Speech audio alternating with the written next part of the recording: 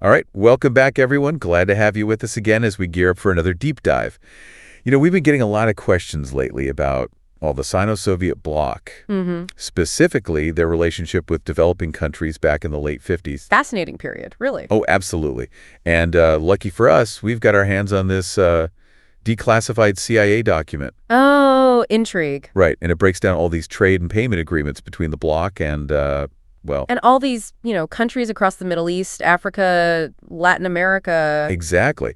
Talk about a glimpse into Cold War maneuvering. Absolutely. Yeah, these agreements were crucial back then. We're talking credit lines, barter systems, even technical assistance, the whole 9 yards. So let's jump right into the numbers, shall we? What kind of trends are we seeing here? Well, first thing that jumps out at you is the sheer growth. Between 57 and 58, these agreements, they were popping up everywhere. Yeah, I noticed that too. Really, across the board, you see increases. Middle East, Africa, Latin America. So what's the headline here? What's the big takeaway?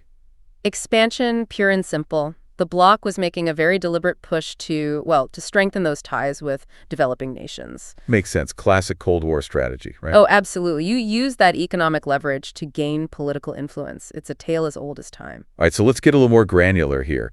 When we look at the Middle East and Africa, Right. we see a pretty significant jump going from like 65 agreements to 81 That's a big leap. in just a year. It is. And some players really stand out, like Egypt. They go from 8 agreements to 11.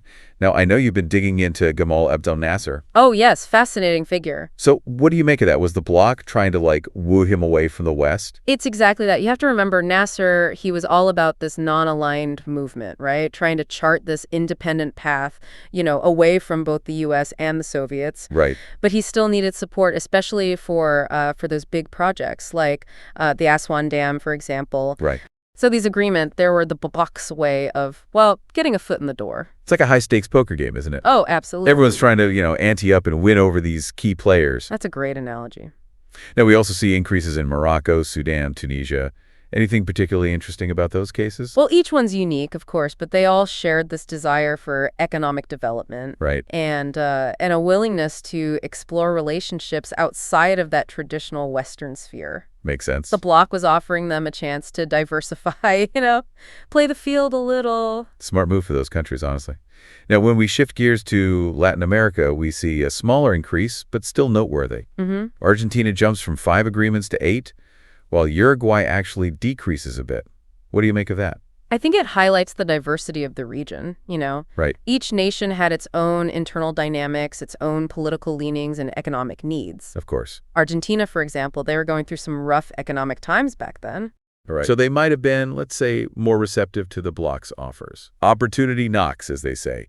Now let's talk about a couple of really interesting cases. Guinea and Iraq. Okay. Both had 0 agreements in 57.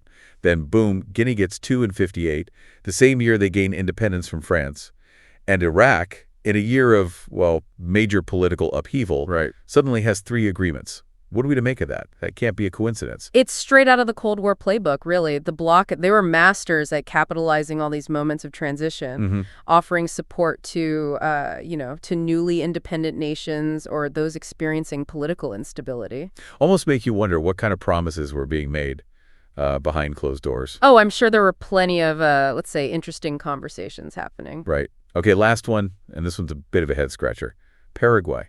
Oh, yes. They actually decrease their agreements, going from 3 in 57 to 0 in 58. What happened there? That one is a bit of a mystery, isn't it? It is. Could be any number of things. A shift in internal politics, maybe a move to align more closely with the West. Right. Or perhaps a specific event, a disagreement, something that soured the relationship. Yeah. It happens. It's a reminder that these agreements, they weren't set in stone. They were constantly evolving, shifting based on all those political winds. Okay, so stepping back for a second, looking at the big picture.